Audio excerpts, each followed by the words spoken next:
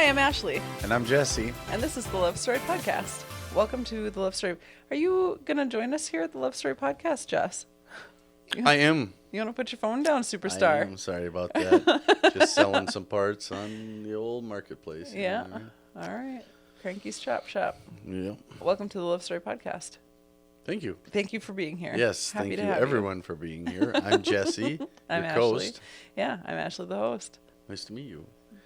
Yeah. So what are we going to talk about today? Do you want to do, we've got a couple that we're going to focus on. Do you want to do, which one do you want to do? I think the next one is going to be more robust. I think we should just get Runaway Bride out of the way. Yeah.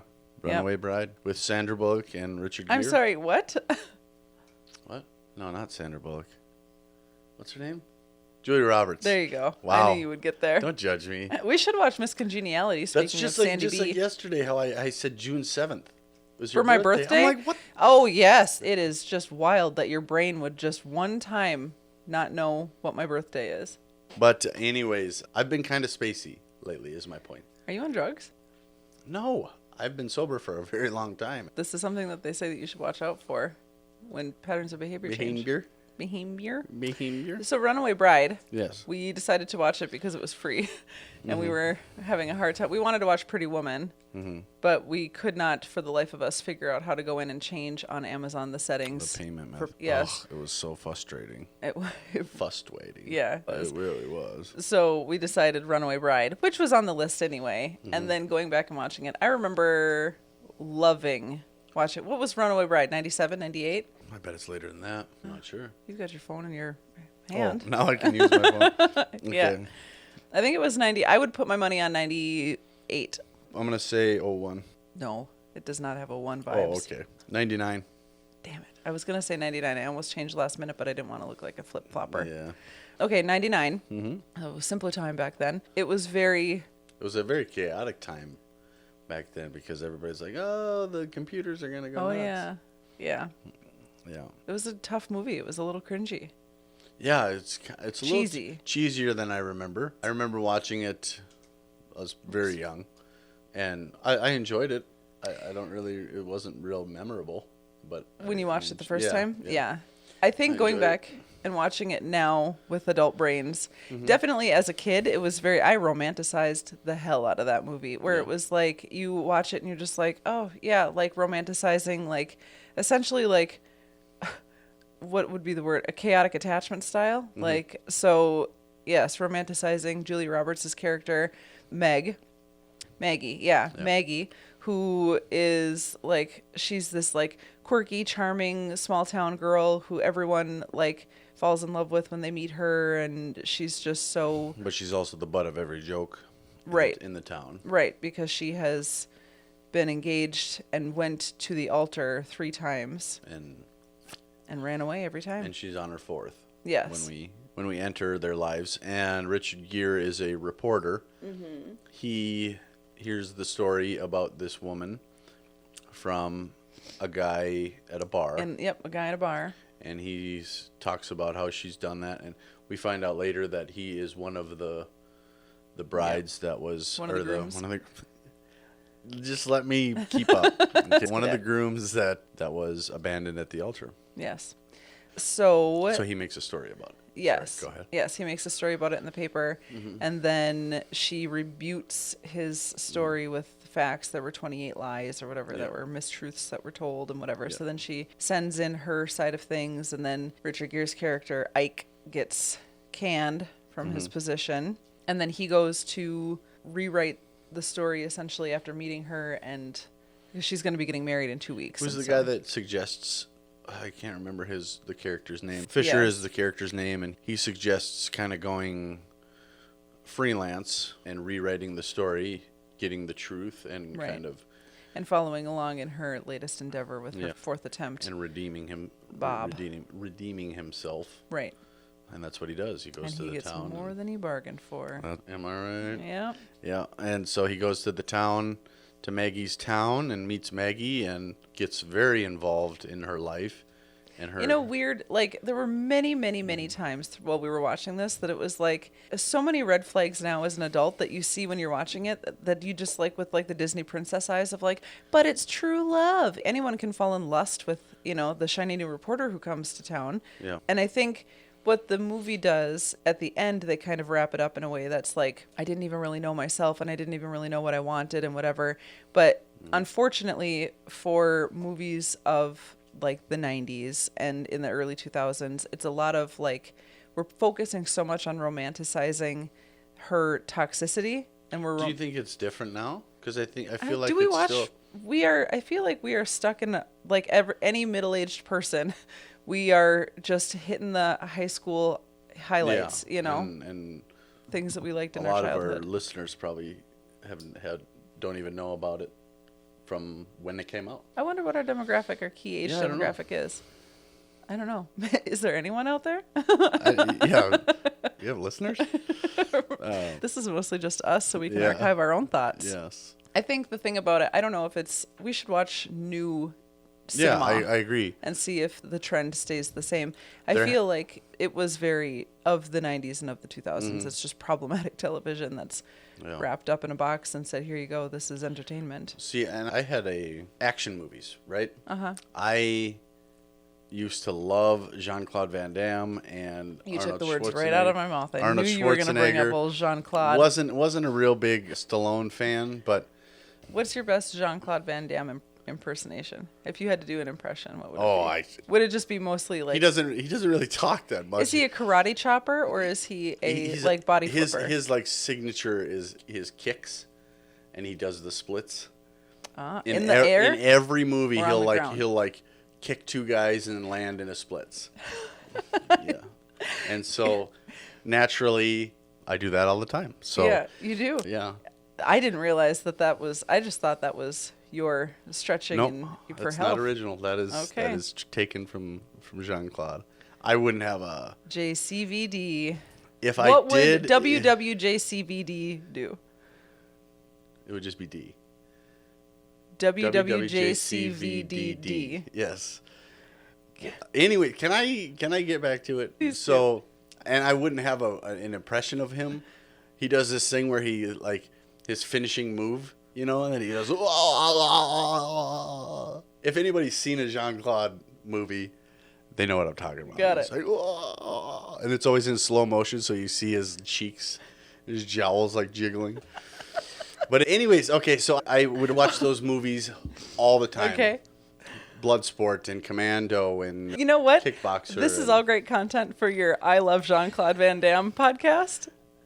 I launched that 3 years ago.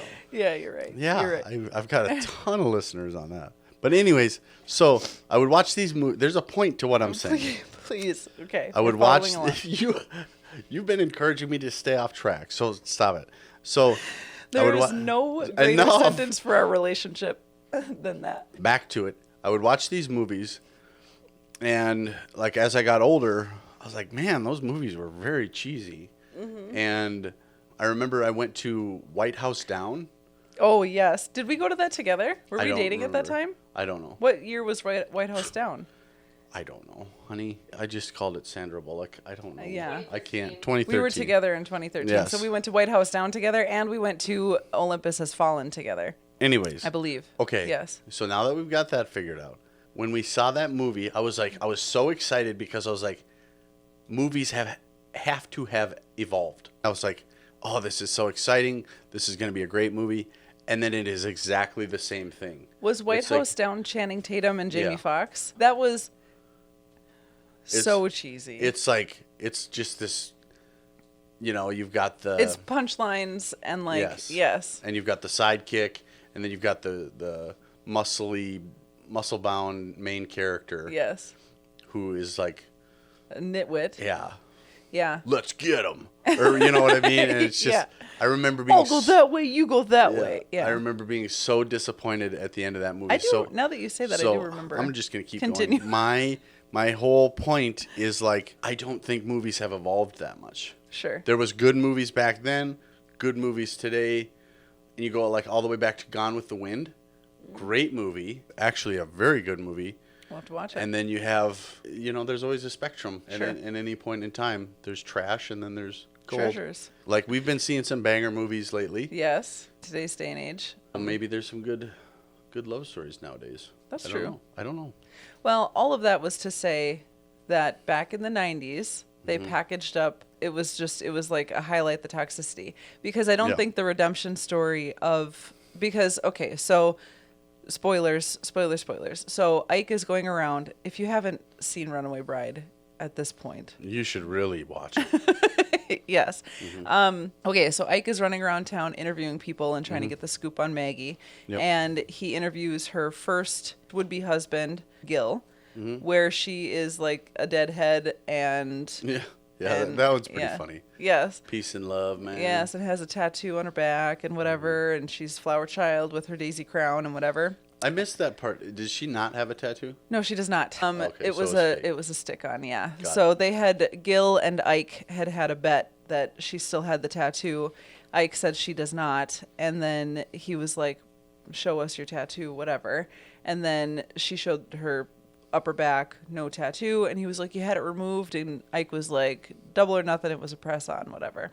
So she essentially, in that relationship, she went from being a deadhead to being... Her second relationship was with Brian, who later becomes a priest. And that relationship was that one in a church? I think that was the one in a church. When she dragged the little away. And then the boy, she drags the little boy. Yeah, down the aisle as she's making her exit. Yes, and in that relationship, we didn't see much about that relationship other than the key thing in that one was, how did you like your eggs? Well, that was with all three of them. Yes, but that was where it first came. That's kind of when Richard Gere starts to put the pieces together. Yes. That she just kind of goes along with whatever people say. Yeah. Which, I mean, there is a degree in a relationship of, like, I wouldn't be out in a garage tinkering around if not for you, but it also, like, what makes something genuine and what makes something just sliding in to, like, make it your whole personality? It's a good question. I don't know. What are your thoughts? Well... Okay, I'll go with my thoughts. as I asked for them, yes, please. My thoughts, I mean, because I would have... The thing about it is that... So now all of a sudden I make metal sculptures. You are a martiste. A metal artist. Yes. All of a sudden I'm making flowers and plants and stuff. Out of metal and welding. Thank you. Out of metal and welding. I would have never done that if it weren't for you. But I... effing love it. And you are very good at it. Well, thank you. You are wildly talented. Well, I've definitely got some things I need to work out. But who among us does not have things they need to work out? Yeah. So stop being so hard on my best friend over there. You're right. Thank you, best friend. But I would have never done it. But honestly, I'm thinking, like, this is my thing. It is totally this is my your thing. Yes. And I'm trying to think like cigars. Before I had smoked maybe 2 cigars, and like I enjoy them. And so I don't think it really matters how something is introduced. Right. If you like it, you like it. But like back to the eggs situation. Yeah. If I was to say cigars are my favorite or eggs are this type of egg is my favorite when it's not my favorite, that's a different story. Right. You know what I mean? If I'm saying cigars are my favorite, it's my favorite way to end the night is to smoke a cigar with you. If it wasn't, and I'm saying that it is, right, that's where the problem comes in. You know what I mean? She's saying these are my favorite eggs, but in her scenario, she doesn't even know what. Exactly. We find out later that she doesn't even know what her favorite eggs are. She does eventually decide to, okay, I'm going to try a bunch of different kind of eggs and figure out which one's my favorite. Right. So is it more of an internal thing than an external thing where it's like, because people arguably would, anytime you get into a relationship, you find new things. And so just because another person has different experiences, and for us, we had pre-season and then 10 years later we have now. So something that I had always loved was being in the garage. But post you, I wasn't like, ooh, now I'm going to be a little grease monkey out in the garage. It just like that part of myself just kind of, as much as I loved it, I love doing it with you. Yeah. And then on to now, I love doing it with you. Like I love football, and you are getting into football. Yeah, not that I'm not a football fan. I would watch the 49ers in the Steve Young and Jerry Rice time. Right. Growing up. And then after that, I would watch it because my dad would watch it. Mm-hmm. After that, I kind of stopped watching it. But getting back into it, I want to get back into it because it's something that you enjoy. In that scenario, unfortunately, everything, all of these like questions that we bring up, it's like, it's the musing about it ultimately comes down to it's an internal thing based on like what's your motivation and intention, you know? Yeah. And I think that's what's so tricky about relationships, and that's what's particularly tricky about just being a human being, is if you're not pausing to ask yourself the questions of like, am I actually a deadhead? Do I actually like this? You know? Right. Have you ever done that? Ask myself, am I a deadhead? Am I a deadhead? I have never. I don't know that I would, if Grateful Dead was playing, I don't know that I would be like, oh, this is the Grateful Dead. Grateful Dead is a band that you would think of. You would hear a song and be like, oh, I didn't know that was them. I have, the only experience that I have is The Skull. Jerry Garcia in a pouch, man. I don't know what that means. That's the movie Half Baked. Okay. I got Jerry Garcia in a pouch, man. Jim Brewer. Anyways. Great impression. I think it is. That was pretty good. I think it is mostly that, of just like, are you pausing to ask yourself the questions, is this actually something that I want to be doing? And the tricky thing is if you don't know how to answer that question, you know? See, this would be an excellent segue to an experience that you and I have, is you like to socialize. Yes. And it's not that I don't like to. My social battery just isn't nearly as large as yours. And that's tough. Like I find myself, I want to be better at it. I want a larger social battery, but I don't have one at this point. Mm-hmm. It is, I would say, 75% just because you enjoy it, that I try to enjoy it. Right. Right? So I think in terms of Maggie and the way she does things, she admits that she's only doing it to try to fit in with them. Right. And to try to show them love. Was that at the luau that she had, or was she still in denial or was it at the end when she had said? I think it's towards the end when she, spoiler alert, she abandons her fourth husband. She says, at least I'm making not fourth husband, fourth fiance. Yes. She says, at least I made the decision before the wedding. Let's progress. But then funny. She does the very questionable thing to then marry the reporter. Yeah, she marries Richard Gere instantly. She like makes the decision to marry him at like but he asks her. It's not her that is like. Yeah, it was because that was. It's like they're at the church. They're doing a run through. The wedding is in like 3 days or whatever, and she's walking down the aisle, and in a series of goofy events, Ike ends up having to be the stand-in groom because Bob is the super sports nut. He's the coach, so he's like, we're gonna walk down the aisle together. We're gonna visualize walking down the aisle. You're a ball soaring to the end zone, whatever. Yep. And then they're walking together, and she sees Ike at the end of the aisle, and she's just like, I like Ike. Yes, totally smitten. Cat heart eye emoji.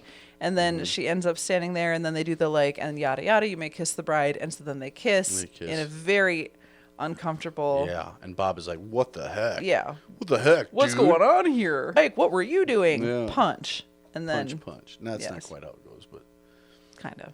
Pretty much. So then they walk out of the church, and they're just like, hey, so like, I don't know, maybe we should, you have a dress. Yeah. And we have a wedding, or a church. And so maybe.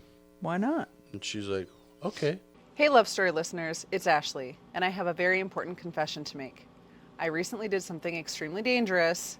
I bought my fiance's wedding ring online.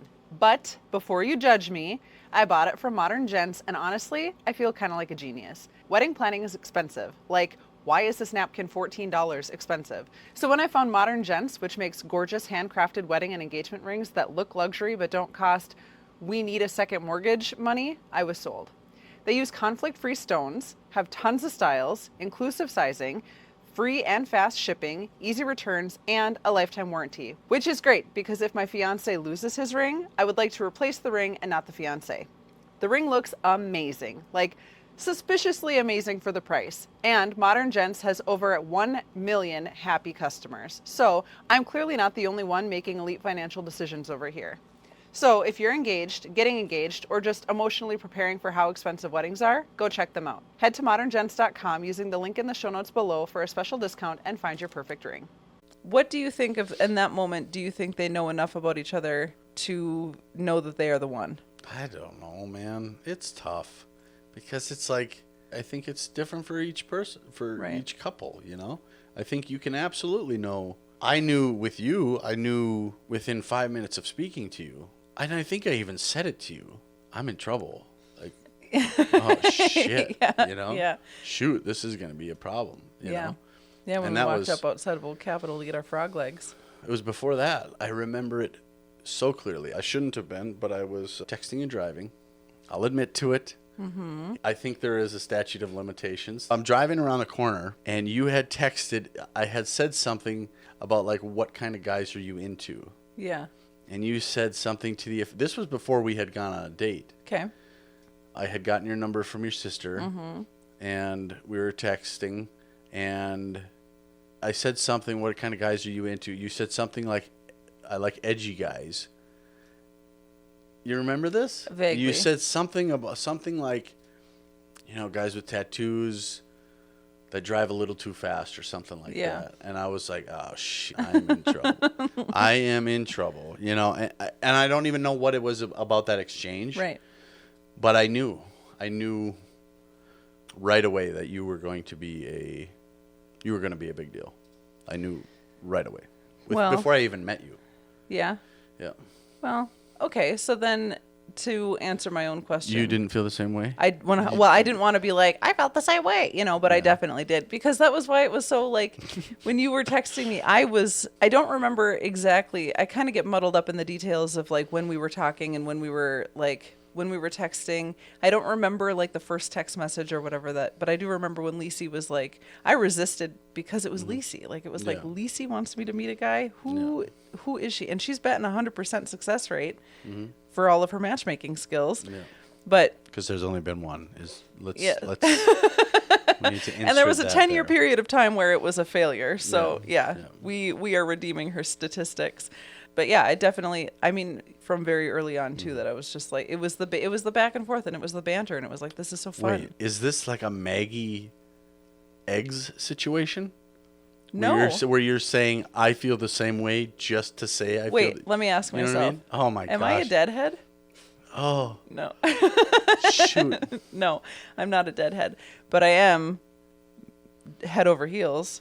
Dead head over heels for you. I am so proud of you for taking that time to reflect on that. Thank you. I've grown as a person. It was the banter for me, with just like the constant back and forth of like sending a text and you firing off a text back, always having something to say. And it was just, it was very...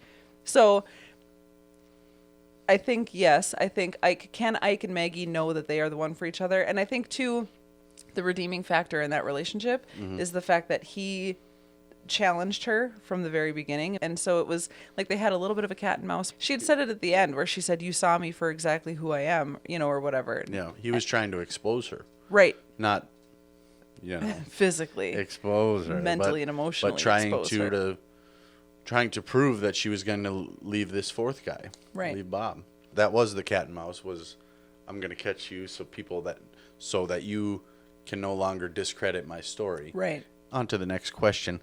I think the turning point was when, I don't remember which scene it is, but there's a scene where people are kind of poking fun at her. Yes, at the luau. No, there's one before that. It's like a more minor one. People are pointing out that she always runs, and he like notices her sort of feeling bad. Sure. I think that's when. Yeah, it's before the luau. Was it when they were in the house together when he had met her dad and grandma? Yes. And Bob? Yes. Yeah.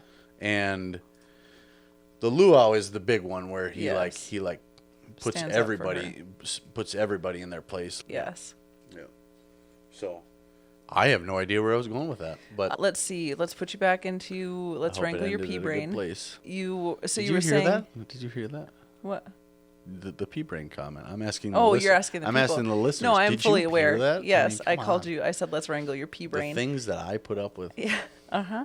So yes, there was a moment where they were at a house together where he had gone in to meet grandma and dad and whatever. And dad there was actually the whole movie he makes fun of her. Yes. And there's a lot of like big topics. Like he's an alcoholic and she makes the comment about how you want a daughter who's perfect or who's not broken. I think let me defend the 90s for a second. Yeah, do it. I think we need to. I think they did the best that they could with what they had at the time. It was, you can't just go all in and expose like, this like fragile, tender beating heart of like this broken woman and her alcoholic dad and whatever. I see what you're saying. Okay. But otherwise it becomes a Hallmark movie, or it becomes a Lifetime movie. Yeah. But what they did is they packaged There's something wrong with those movies? No, not at all. But it's very like, you could be made for TV movie that gets into like deep topics that are like very cheesy and done in a way that's just like, I'm gay, but I'm okay or whatever, and like, okay. Yeah. Can we have that on a shirt? I'm gay, but I'm okay. I'm gay and I'm okay. We can have that on. Let's just leave it alone. For now, at least. Okay, we'll revisit this. Yes. We'll put that in the bin of revisitable topics. That's a maybe revisit. Got it. Okay, file it appropriately in my brain. Yes, it's very like the Lifetime movies that are like, we're going to draw attention to these like really taboo early 90s, mid 90s topics, and we're going to do it in a way that's like very deep and but it's cheesy, But then like movies like the mainstream media of like Runaway Bride and that kind of stuff has to be done in a way that's like, she's broken, she makes the comment, maybe you want a daughter who's not broken, but there's nothing in the movie to have indicated that she's like suffering except for that phrase, and then she goes on to have her like redeeming speech at the end where the 12-second montage of self-improvement that she goes through. Yes, exactly. Yeah. So to be fair to the 90s, you can only give people what they are able to understand, which, speaking of gay, Will and Grace did it perfectly, which is in a way that was like, there's a whole thing, The Revenge of the Tipping Point would be a good book for us when we are going to either Chicago or when we're going to Wyoming to listen to. But The Revenge of the Tipping Point talks about how it felt like at the time when Will and Grace came out, it felt like being gay was this like whole super taboo, like it was undesirable and whatever. And then all of a sudden it was like, and now gay marriage is legal. And it felt like it was this like, how did we go from like, it was in the span of like 2 years where it was like, absolutely not, to now it's legal. Yeah. And a lot of it is all of the little, it's Will and Grace teeing it up in a way that's like, look you can be gay and fun, and like, and everybody's having a good time here and whatever. Yeah. And it's like how you serve to middle America essentially. Yeah.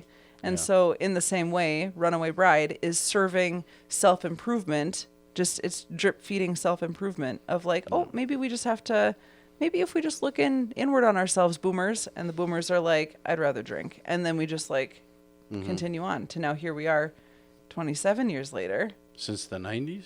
Since 1999. Since Runaway Bride. 27 years. Yeah, where it's like now, we've got Instagram that we can just go watch a reel of like, here's real quick how you can, like, I feel bad. Yeah, because your childhood. And then, whatever, how to be better. So I think in all of that is to say, Runaway Bride did the best that they could with what they had, and there is drip feed acknowledgement of that she's broken, and there's a lot of big topics that they just drip, right. Alcoholism, Maggie being broken, this broken woman, whatever. Yeah. And then Ike, like you were saying, Ike exposes it. He knew she was the one from the beginning, and then, well, no, not from the beginning, I would say, but somewhere in there. Can I just interject? I really like your podcast. Listening to you on your podcast. I've been verbally processing. Yeah, you have been for a while. Do you have something to say? No. Are you interjecting with something to say? Honestly, when you were talking about the Will and Grace situation and that, I was like, nobody wants to hear my opinion right now. On Will and Grace? No, on you're talking about gayness and that stuff. No, I was not going to say anything. Oh. I mean, because now I put myself in a hole. Yeah, Okay. For sure. So we're just going to take all that. You are not a hater. You are not. No, I'm not. I'm not right. a hater at all. But it's also like my opinion on progressive sexuality is irrelevant. Yeah, nobody cares. Yeah. I am 100% for people doing what they would like to do. Yeah. With themselves, but you're an ally. Now this is the first huge hole that I feel like I've dug myself. But the thing is I think it's more of a like you just are aware of the tricky situation. Yeah, it is a tricky situation. But I think the hard part, and this is getting off topic again, but the hard part is like if I don't say anything, then people will assume that they know what I think. Right.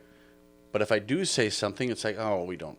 Why do we need to hear this guy's opinion? So if we were voting right now, yes to human rights or no to human rights, what side of the human rights voting are you I'd say on? yes. Good. There you go. Yep. I say yes to human rights. We're going to put that on a t-shirt. Okay. That'll go in the definitely make bin. Okay. So now that we've wrapped up, I am so you're glad problematic. that Abby is a editing genius because this will work out. It's going to be fine. Yeah. It's going to be fine. Great. Jesse says yes to human rights. Yes. I'll be the you're going to be the face. Yeah, you're the them. poster child. You're the face of human rights of the 2020s. Yep. I think it's, I thought it was metal arts. No. But it's human rights. Yeah. You were going to be an activist. Anyway. So where are we at with the movie? I was watching a cheesy movie that was just like, okay, great. And like, we could not get Erica to watch it based on the synopsis because she was like, it's predictable. It's so predictable. And it's like, yes, but it's predictable in the way that we like. Most movies are predictable. Yes. Yes. And it is the rom-com that we needed at the time, that was being served up to us at the time. Not everything can be a 97 banger year with Titanic and Good Will Hunting and As Good as It Gets. But so ultimately I do like the way that it was drip fed to us in a way that is packageable to like and manageable to say, okay, so she's asking herself the questions, and the what kind of eggs do I like ultimately became a metaphor for like what type of person am I and what do I like and what do I want. And she did the work, and she did discover the self-discovery. Yes. Yeah. So with that, I'm glad that they didn't get married the first time when they just kind of slid into an already existing wedding. Yeah. And she knew enough to say when she proposed to him on his balcony, where she said she's giving her whole spiel about the work that, essentially like what she now knows about herself, which wouldn't it be so nice if it was that easy to just say, this is what I know about. It'd be nice. To say what we know about ourselves, and then it just becomes like, I know this about myself, this is my truth, and now I'm living it effortlessly every day. Yeah. But again, packaging up self-discovery in a way that is manageable. But she says, this is the type of wedding that I want, and these are the type of eggs that I like, and whatever. Yeah. So do you have any advice that you would give to a person who is having a hard time, if you are not sure of yourself, because she didn't even know, she was so unsure of herself that she didn't even know that she was unsure of herself, thought she was sure of herself, but she was just so deep in her own, denial. What's step one for a person like Maggie? Step one for a person like Maggie. And can you do it on your own, or do you need someone to expose yourself to you? Well, like Ike did? I feel like I have quite the extensive amount of experience with self-discovery and self-reflection. I need to change some things. You know what I mean? Mm-hmm. Throughout my whole life, it's been like, and whether it's going to a therapist or, getting in trouble all the time at school, so you see a guidance counselor or whatever it is, I've had a ton of experience with, needing to find out who I am and why I do the things that I do. Mm-hmm. I think the first step, though, is acknowledgement that, hey, I need to figure this out. And it all depends on the person. I've tried a lot of different things, exercise, spiritual outlets, whether that's religion or whatever. I like that alcoholism is brought up in there because a lot of people do turn to drugs and alcohol for whatever reason. But so the first step would be acknowledgement, and I think she does that. I think she takes the time, and I don't think you have to do it alone, and I think you can do it in a relationship, but it's also like, it seems to, for me, because with us in preseason, I was trying You know, like I had my anxiety and stuff like that. We were talking about that today. I was just in a place, like the analogy we made today. It's like at the time I wasn't even able to fumble the ball because I didn't even know where the ball was. I was so out of control. With the anxiety and things were so out of control. With the time that we had apart, I feel like now I can fumble the ball. Yeah. I do still fumble the ball, but Yes. now I know where the ball is. Right. You know what I mean? And so I do think you can do it in a relationship, but you do have to prioritize yourself. Not for the sake of the relationship. Right. Right. They're two different things. You need to prioritize yourself for yourself. Right. And that, I think, is the hard part. Getting to a point where it's like, okay, I'm truly doing this for me rather than for us or for her or for him. Yes. Right? Yeah. I think you're right. And the responsibility of Ike in this scenario to not, because it's easy to kind of take advantage of a situation to your benefit, you know? Yeah. Is he a decent person? And is he showing up in a way that is honorable to the relationship? And is he allowing Maggie the space to figure herself out while also not being this like, you know, I know more than you and I'm, you know, I'm telling you how to be and whatever. It's just, I do really like how he hands off. You know what I mean? He leaves her alone. He's not spiteful about it. He sees her exhibition of her artwork and stuff, and he's like, cool. And he walks away. Yeah. And I think that's cool. I think that's very honorable of him. And it's like, I don't think he does it, I'm going to get her back. I think he just does it because, well, that's what life is. Yeah, you know? it could have been, and it didn't. And then she ended up coming back to him. If they, what did they say? If you love someone, let them go. If it's meant to be, you set them free, right? No. Yeah. Oh, okay. Oh, we'll continue to workshop that. We're not going to put that one on a T-shirt. Yeah. Is really what we're going to say. Just like rambling.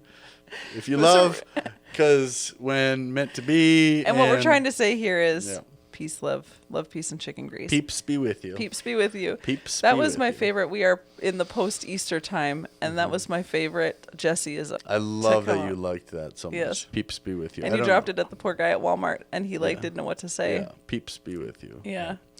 That's like the 6th time I've said that. So, okay, moving on. I think we're wrapping up, right? So ultimately, the relationship, Maggie started the movie in an unhealthy place, and then there was a lot of off-screen time, we can only assume, where she was doing some deep, serious, I think she did some introspective deep, work. serious stuff. Yes. What do you think she did?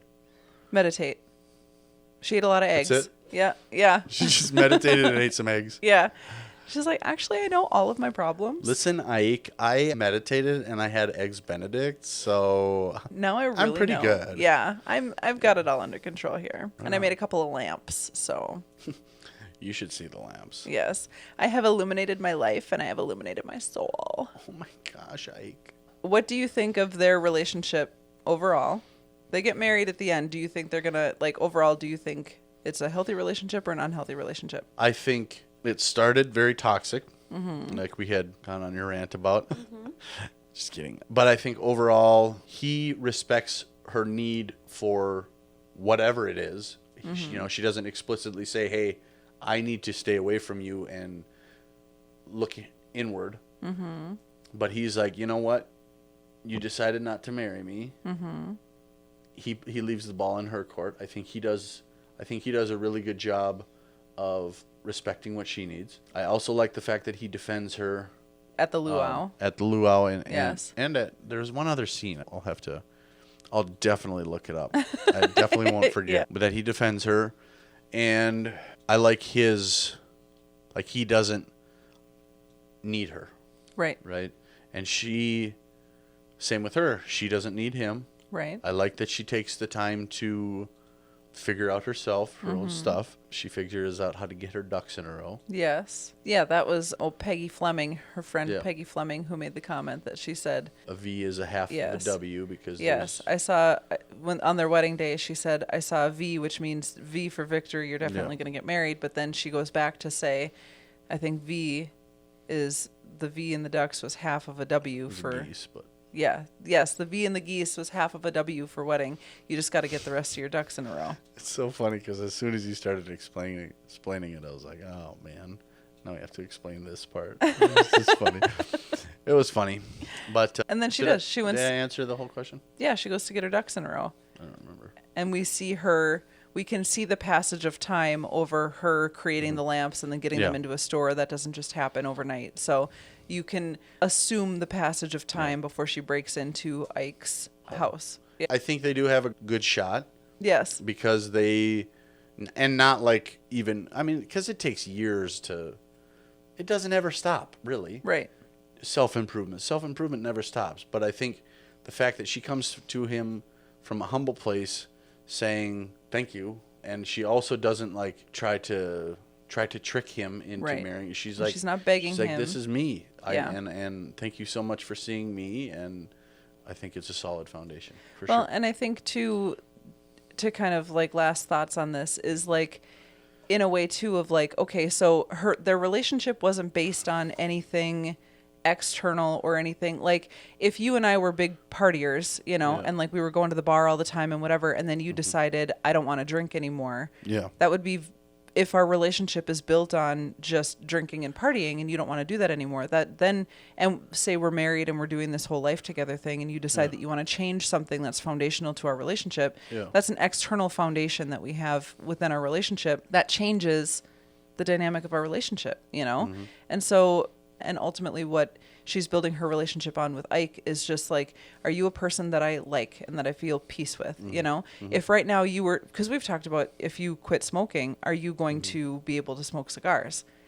And I would not. Man, that's going to be tough. But at the end of the day, it's like, I care about you more than I care about smoking cigars. I would give up cigars. I would give up. This could be a whole other podcast. It could be. Yeah. I feel bad. No, but that's the thing is like, a tenet of our relationship is not smoking cigars. You know, it's not being cigar heads. You know, a tenet of our relationship is just we're more deadheads. I've always said it. You know, the only thing that is holding us together is Jerry Garcia. What's your favorite Grateful Dead song? The first one. So anyhow, back to the point. Yes, back to the point. Yeah. Whatever happens in our relationship, ultimately, you, the person that you are, I like you, I love you, and I care about you. Yeah. And if you said, I don't want to smoke cigars anymore, okay, you know, and then I can still find ways that I can sneak off and go smoke cigars as long as you understand that, like, I'm not. Sneak, it was the wrong word. Yeah. But if I say I will quit smoking cigars because you are quitting smoking cigars, that has to be a choice that I'm making, not in spite of you or, you know, because of you or whatever. It's like, we're doing this together, or you are saying, I don't need you to quit smoking cigars. I just can't be around it. That's fine. But the relationship has to be based on mutual love, respect, and commitment, not based on the activities that we do together. Yeah. And because I like you as a person and I like the activities that you have, and you like participating in my activities, anything can fall off. It doesn't really matter because we have so much other stuff that brings us together. And I think that's with their relationship, Ike and Maggie, it's built on, from what we have seen, it's built on the people that they are and not what each one of them represents. If she fell in love with him because he's a reporter, well, what happens when he's not a reporter anymore, you know? So their relationship stands a fairly good chance because seemingly it's built on themselves and not what they represent. So with that being said, I would give them an 8 out of 10 because everybody still has to do work. For their chances? Yeah. I would agree. I'd be at the same place. They're older. I think age and wisdom and, you know what I mean? Dare I say 9 out of 10? I don't know. You can say it. I would say 8. I dare. Okay, I do dare. You say 9? I was high 8, so I was 8.9, so I'll just round up to 9. Did the age thing? Well, it was the fact that you would, like, they've lived enough life and they've lived life separately. Yeah, it's like you and I. I mean, I think we're so much stronger being 30-something as opposed to 20-something just because we didn't know which way was up. Right. And now we're like, I think I know which way is up. Yeah, Okay, cool. Good. You want to rate the movie? It was a cheesy movie. It was rated PG. I'd give it like a 4. I mean, it's something that you would turn on if you're like cleaning the house or, you know. It's a good, just overall, you put it on and you don't have to pay attention to it. You can understand what's going on. Okay. 5. What would you give it? I would, I'd say probably 4.5. Okay. Well, thank you for listening. This has been the Love Story Podcast. With Jesse and Ashley. Yeah. And there you have it. Oh, should we shout out one of our vendors from the 2026 wedding show? Yes, you should. Holiday Inn. Holiday Inn was there, and that was awesome. Thank you for being there, Holiday Inn. Yeah. Hotel Motel. Holiday Inn. Okay, goodbye, everybody. Bye. And now a word from our sponsor, Chaz James from Premier Real Estate Services. If you understand where you want to live or why you want to live where, the process actually isn't that difficult. The emotional bits and pieces of buying a home is where people get into trouble. So, if you are like a first-time home buyer, when we put that first offer in, you're excited. You're stoked. And I am so excited to be your hype man in that process. Right. It's unreal. But I also need to bring you down a level because we're not the only people in the room trying to help you get there. So that's the beginning process, is finding someone that you're comfortable with, someone that has no fear into taking you into the world that is real estate. You can buy a home in so many different ways. Hello world, I'm Chaz James with Premier Real Estate, Minnesota's favorite West Indian realtor. I want to be your real estate hype man. Thank you for listening to this episode of the Love Story Podcast. Be sure to leave us a rating and review and subscribe so you don't miss any new episodes.